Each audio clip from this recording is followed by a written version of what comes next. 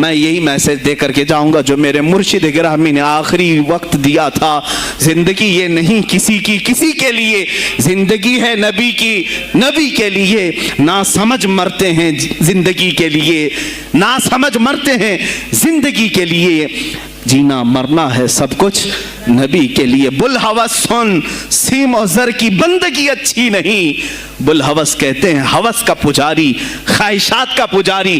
میرا مرشد یہ کہہ کر گیا ہے ہمیں, بلحوث سن, سیم و زر کی بندگی اچھی نہیں. ان کے در کی بھیک اچھی, سروری اچھی نہیں. ان کے در کی بھیک اچھی, سروری اچھی نہیں. اور کہتے ہیں جو پیا کو بھائے اختر وہ سہانا راگ ہے. جو پیا کو بھائے اختر وہ سہانا راگ ہے. جس سے ناخوش ہو پیا وہ راگنی اچھی نہیں. جو میرے نبی کو نہ پسند آئے وہ بات ہی اچھی نہیں. جو میرے نبی کو نہ پسند کام ہو وہ کام ہی اچھا نہیں. جس سے ناخوش ہو پیا وہ راگنی اچھی نہیں. کہ سلطان الاولیاء غوث پاک نے حضرت خواجہ غریب نواز کو کیا وصیت کی تھی, کیا کہہ کر کے بھیجا تھا. ان کے پاس غوث پاک نے, غریب نواز نے بہت ساری انعامات, اوراد, وظائف, طرق, اجازات سب حاصل کیے. لیکن ہندوستان جب آئے کیا کیا انہوں نے, یہ بھی بتایا گیا کہ غوث پاک کی یہ تحریک تھی. کیا سلطان الہند سرکار غریب نواز نے شہاب الدین غوری کو بلا کر کے ہندوستان میں پرچم اسلام لہرانے کا حکم دیا تھا.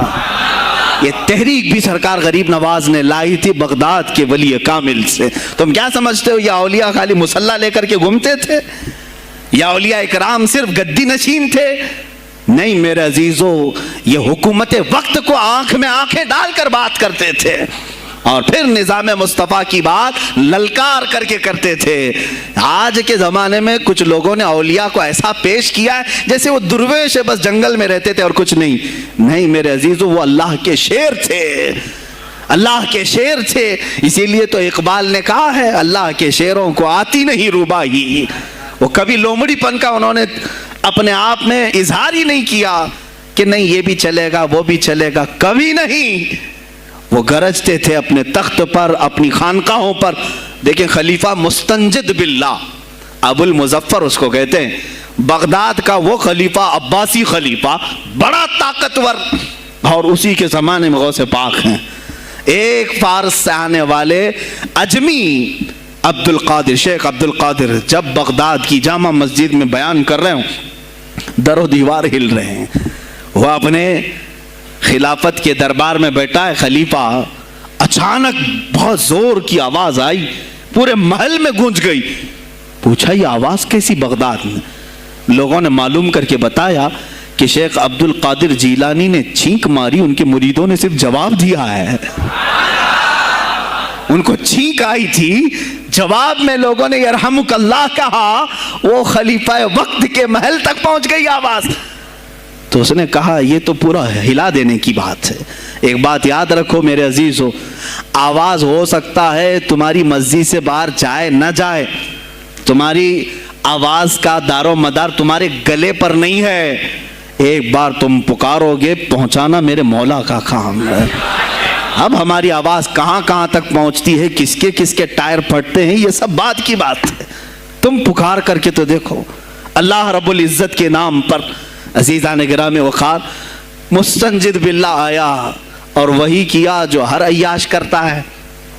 ظاہر سی بات ہے مولوی صاحب کچھ لے دے کے چھوڑ دو, جان بخش دو, جاؤ کہیں بیٹھو, آپ اللہ اللہ کرو. کہاں یہ حکومت سیاست کی باتوں میں آپ آ گئے. چند دنوں پہلے میں نے بھی سیاست کی بات کی تو مجھے بھی ایک مشورہ ایسا آیا کہ آپ کو انٹرسٹ ہے ایم پی بننے کا, ایم ایل اے بننے کا. میں نے کہا مجھے انٹرسٹ تو نہیں ہے لیکن کرسی صاف کرنے کا انٹرسٹ بہت ہے, اس پر جو کچرا ہے اس کو صاف کرنے کا انٹرسٹ بہت ہے. انشاءاللہ العزیز وقت آئے گا وہ صاف ہوں گی بھی. عزیزان گرامی مستنجد باللہ 10 اشرفیوں کی تھیلیاں لے کر سونے کی غوث پاک کے دربار میں آیا.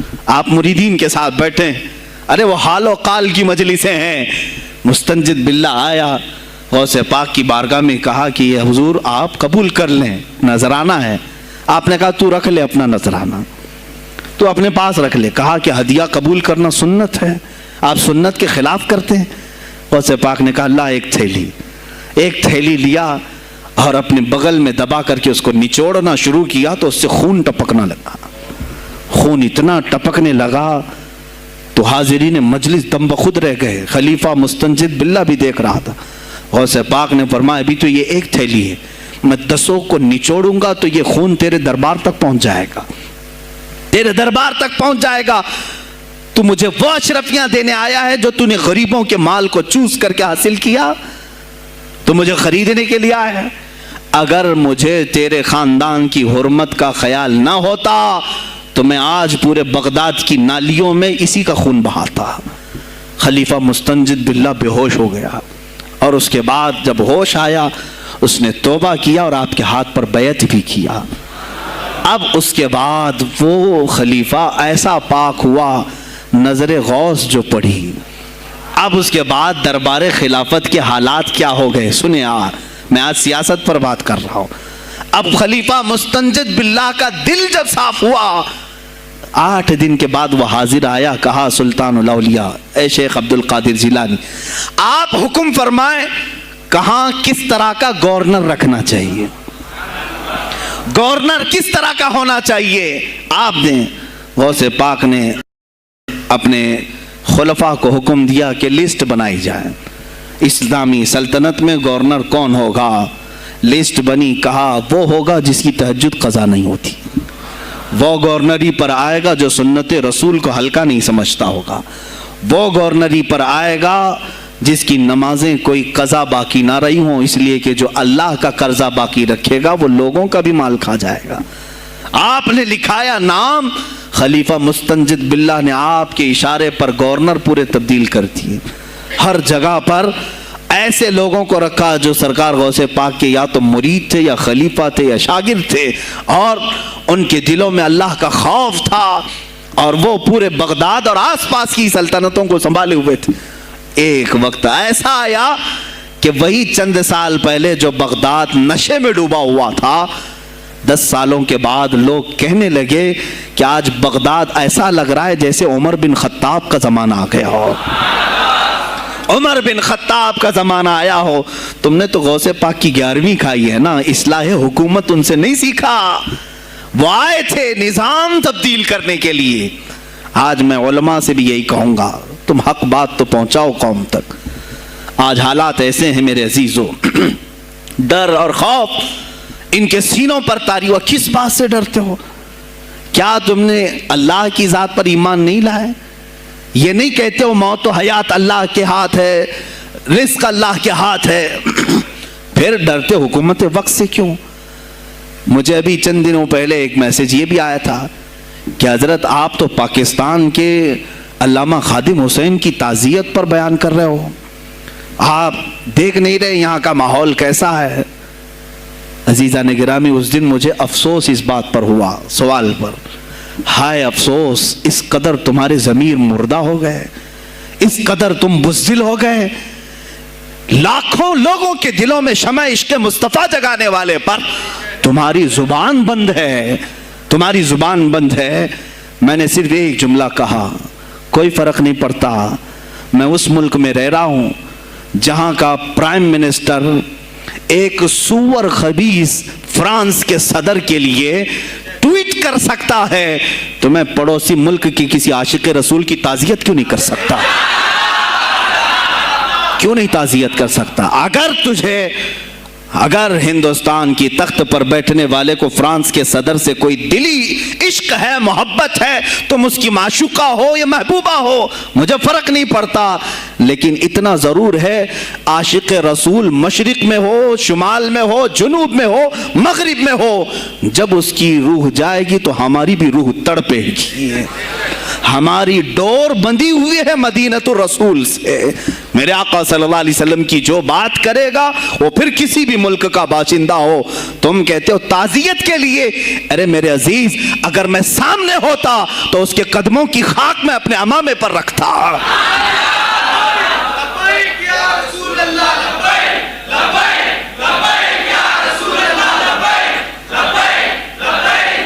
عزیزان گرام وقار، یہ بہت خاموشی ہم نے اختیار کی، بہت خاموشی. کوئی بات نہیں، تم دیکھو گے حالات خراب ہونے کی جو شکایات آج کر رہے ہیں علماء، تم سب کے سب جاؤ گے. مجھے ابھی بچوں نے بتایا کوئی کانگریس کے لیڈر کا انتقال ہو گیا تو پیر صاحب تعزیت کے لیے باہر کھڑے ہو گئے، باہر آ گئے. ہم ان کی تعزیت کرتے ہیں. ڈوب مرو چلو بھر پانی میں، تمہاری گدی پہ ہی مر جاؤ. تمہاری زبانوں پر جب عاشق رسول کے لیے تعزیت کے الفاظ آنے میں ہچکچاہٹ آتی ہے، کون سا عشق رسول، کون سا کلمہ تم نے پڑھا ہے؟ غوث پاک کی اگر تمہارے اندر ذرا برابر بھی نسبت ہے تو میں کہوں گا میرے عزیزو، سلطان الاولیاء غوث پاک عاشق رسول ہی نہیں، فنا فی الرسول تھے. میرے نبی کی بات پر اگر کوئی انگلی بھی اٹھاتا، آپ یا تو اپنی کرامت سے اس کا منہ توڑ جواب دے دیتے. کسی عیسائی نے صرف یہ کہا تھا میرے نبی عیسیٰ افضل ہے، وہ مردوں کو زندہ کرتے تھے. آپ کو جلال آیا، کہا محمد افضل نہیں ہے اس لیے کہ وہ مردے زندہ نہیں کرتے تھے. آپ اس کا ہاتھ پکڑ کر قبرستان لے گئے. میرے نبی پر بات کرتا ہے، میں تجھے زندہ کر کے دکھاتا ہوں. اپنی کرامت سے مردے کو زندہ کر کے دکھایا. اب بول کون افضل ہے، عیسیٰ افضل ہے کہ میں افضل ہوں؟ تو نے تو عیسیٰ علیہ السلام کو مردے زندہ کرتے دیکھا تو نہیں، لیکن عبد القادر کو سامنے دیکھا. غوث پاک نے کہا میں اپنا موازنہ عیسیٰ علیہ السلام سے نہیں کرتا ہرگز، لیکن یاد رکھنا میرے نبی پر اگر زبان کھولے گا تو عبد القادر اپنے قدم سے اس کو جواب دے گا. وہ جواب دیتے. آپ کی زندگی ناموس رسالت کی حفاظت کے لیے گزری ہے. سلطان الاولیاء غوث پاک رضی اللہ تعالیٰ عنہ کی بارگاہ میں جب ایک سوال آیا کہ لوگ کہتے ہیں نبی ہر جگہ کیسے حاضر ہو سکتے ہیں، آپ نے خود کر کے دکھا دیا. کوئی صاحب آئے، کہا ہمارے گھر دعوت ہے آپ تشریف لائیں، کہا ٹھیک ہے آتا ہوں. تھوڑی دیر بعد دوسرے آئے، کہا ہمارے گھر دعوت آپ آئیں. سیم ٹائم پہ کئی 70 لوگ آئے، سب کی دعوت قبول کی. دوسرے دن شام میں لوگ آ کر کے فخر کر رہے ہیں آج میرے گھر شیخ عبد القادر جیلانی آئے تھے. دوسرا کہہ رہا نہیں میرے گھر آئے تھے. تیسرا کہہ رہا میرے گھر آئے تھے. ایک وقت میں سب گھروں پر کیسے؟ سبوں نے کہا انہیں سے پوچھتے ہیں وہ کہاں گئے تھے. جب لوگ آئے تو سننے میں یہ آتا ہے کہ آپ ایک درخت کے نیچے بیٹھے تھے. لوگ سوال کرنے کے لیے آئے، سب آپس میں کہہ رہے ہیں ہمارے گھر آئے تھے، ہمارے. آپ بتائیں کیا کس کے گھر گئے تھے؟ تو انہوں نے کہا درخت کے اوپر دیکھو. تو لوگوں نے درخت کے اوپر نگاہ ڈالی تو دیکھا ہر پتے پر شکل عبد القادر نظر آ رہی ہیں. فرماتے ہیں اللہ نے عبد القادر کو یہ اتنی قدرت دی ہے کہ بیک وقت وہ کئی جگہوں پر حاضر ہو سکتا ہے.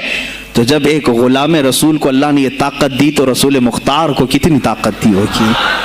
انہوں نے ناموس رسالت کو واضح کیا ہے میرے عزیزو. اولیاء کاملین اسی لیے آتے ہیں، وہ نبی کا پرتو بن کر کے آتے ہیں، اور آج ان کے نام کی 11ویں کھا کر کے موٹے ہو رہے ہیں، بس اور کچھ نہیں. اور لوگ یہ سمجھتے ہیں نفس کو موٹا کر کے تم اپنی زبانوں میں گھی لگا چکے ہو، بولو گے تو پکڑے جاؤ گے، بولو گے تو تمہارے اوپر کیس ہو جائے گا. ہو نہیں تو میرے عزیزو آج تو حالات ایسے ہیں. میں رو پڑا کل جب مجھے یہ رپورٹ ملی کہ صرف ہندوستان کی سوشل میڈیا پر 25,000 پوسٹ میرے نبی کی شان میں گالیاں دی گئی ہیں. 25,000 لوگوں نے گستاخی کی ہے.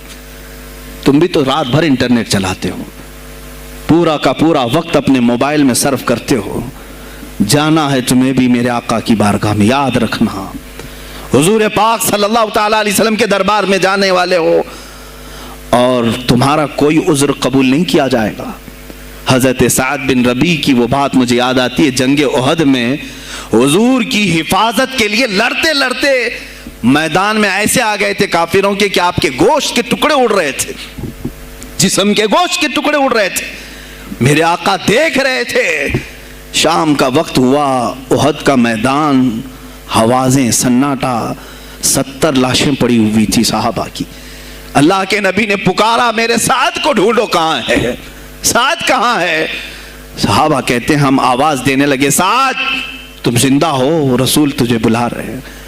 حضرت سعد بن ربیع 7 لاشوں کے نیچے دبے ہوئے تھے اور سانسیں بھی چل رہی تھی، سانسیں چل رہی تھی. صحابہ نے جب آواز دینا شروع کیا کہ رسول پاک یاد کر رہے ہیں، وہیں سے وہ حرکت کرنے لگے. اندر سے آواز دی اے جوانوں سعد زندہ ہے. میں یہاں لاشوں کے نیچے دبا ہوا ہوں.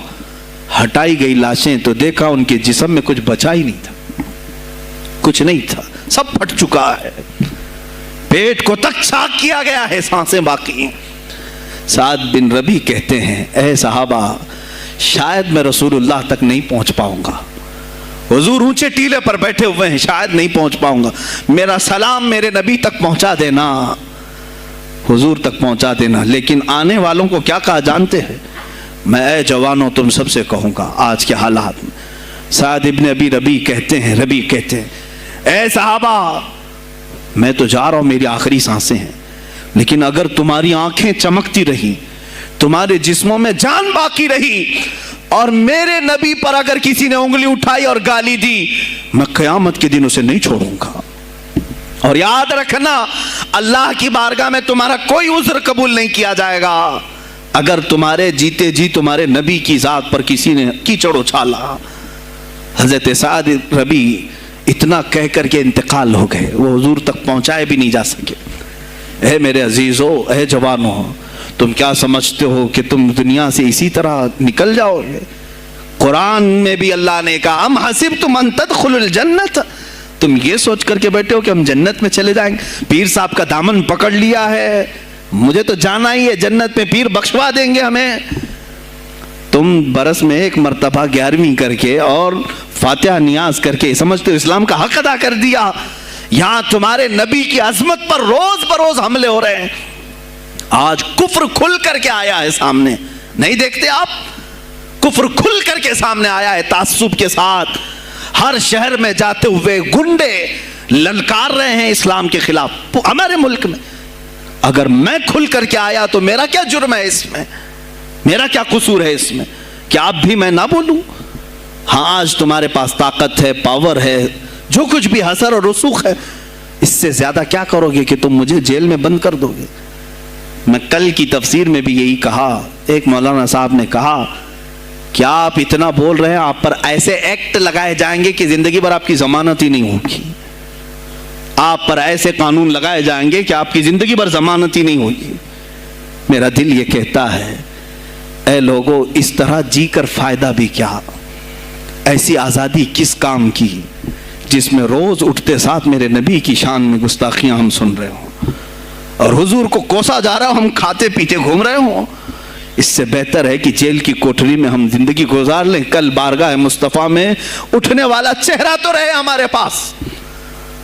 اگر اللہ کے نبی صلی اللہ تعالی علیہ وسلم نے سوال کر لیا پکڑ کر کے کہ تیرے زندگی میں, تیری جوانی میں مجھ پر تو لوگ رنگیلا رسول کہہ رہے تھے, تو کیا کہہ رہا تھا؟ تو کیا کہہ رہا تھا اس زمانے؟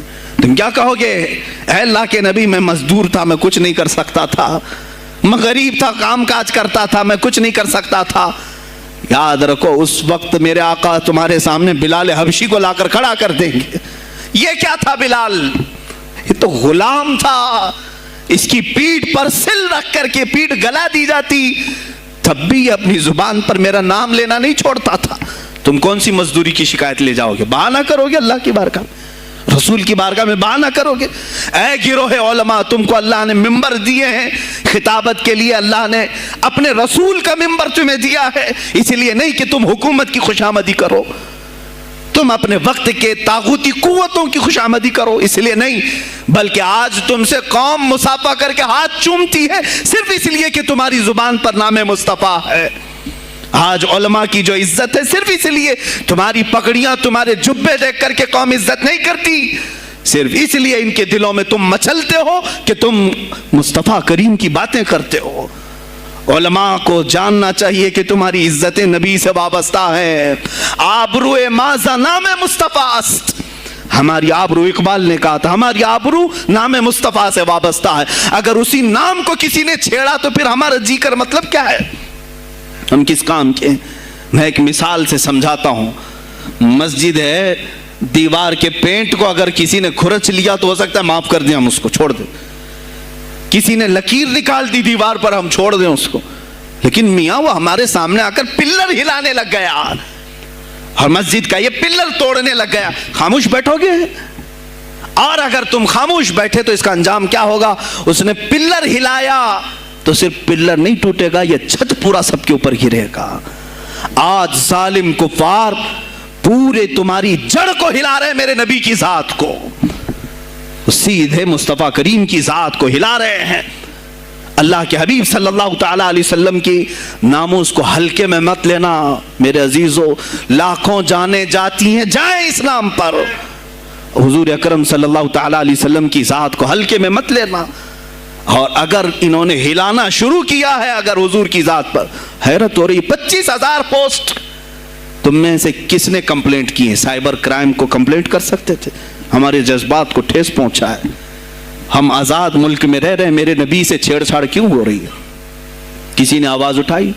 کچھ ہیں اللہ ماشاءاللہ، کچھ علماء، کچھ وکلا اس کے پیچھے لگے ہوئے ہیں، لیکن میرے عزیزو ہر مسلمان کا یہ حق ہے، تمہاری نسبت رسول پاک سے ہے۔ اب انہوں نے ہلانا شروع کیا تو انتظار کرو، جس دن یہ چھت گرے گی عذاب بن کر سب پیچھے جائیں گے، سب اس میں گرفتار ہوں گے انشاءاللہ العزیز۔ ہم مہم چھیڑیں گے، ہم مہم چھیڑیں گے اس بات کی، اگر آج تم کثرت میں ہو تو اس کا کیا مطلب جو چاہے تم کر لو گے؟ ہم اتنے گئے گزرے تو نہیں ہیں کہ ہمارے نبی کے اوپر بھی تم چلے جاؤ۔ ہاں ہمیں رون دیا، ہمیں مار دیا، ہمیں قتل کر دیا، سب برداشت کر لیا، لیکن اب اس سے آگے نہیں برداشت کریں گے انشاءاللہ العزیز۔ میں آواز دیتا ہوں اسی منبر سے، اے گروہ علماء، اے جماعت صوفیہ، اے خانقاہ کے گدی نشینوں، باہر آؤ، آؤ حکومت وقت سے ایک مطالبہ یہ کرو، اے حکومت وقت کے تخت پر بیٹھنے والوں، ہمارے ہند میں پارلیمنٹ میں بھی ایسا قانون پاس کرو کہ کوئی میرے نبی کی ذات پر بھونکے تو اسے موت کی سزا ہو جائے۔ ہم یہ چاہتے ہیں، اگر اس قانون کو تمہیں لانے میں کچھ زندگیوں کی ضرورت ہے تو یہ فقیر حاضر ہے اور میرے ساتھ بھی کچھ تمہارے لیے حاضر ہوئیں گے، لے لو ہماری جانیں اور ایک قانون ایسا بنا دو تاکہ قیامت تک پھر یہاں پر کوئی نہ بھونکے میرے نبی کی ذات پر۔ تم قانون صرف میرے نبی کے لیے نہیں، تم اپنے دیوی دیوتاؤں کے لیے بناؤ، شانتی سے رہو۔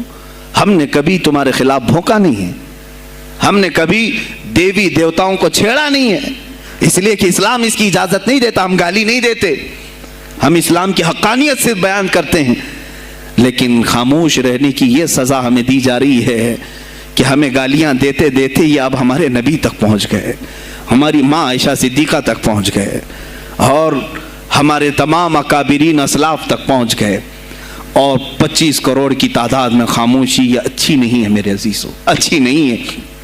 آج افسوس اسی بات کا ہے جن کو اللہ تعالیٰ نے اپنے نبی کی نیابت عطا کی ہے، وہ نائب رسول ہیں یا کسی خانقاہ کے گد نشین ہیں۔ تم یہ مت سمجھ لینا کہ تمہارے آبا و اجداد کمال کے تھے، بزرگان دین تھے، تم چھوٹے جاؤ گے، نہیں، سوال تو ہوگا، تمہیں سوال ہوگا، مجھ سے بھی ہوگا، میں یہ نہیں کہہ رہا ہوں کہ میں کوئی الگ ہوں، سوال ہوگا۔ آؤ سر جوڑ کر کے ہم اس سلسلے میں کوشش کریں۔ غوث پاک رضی اللہ تعالیٰ عنہ کا یہی میسج تھا۔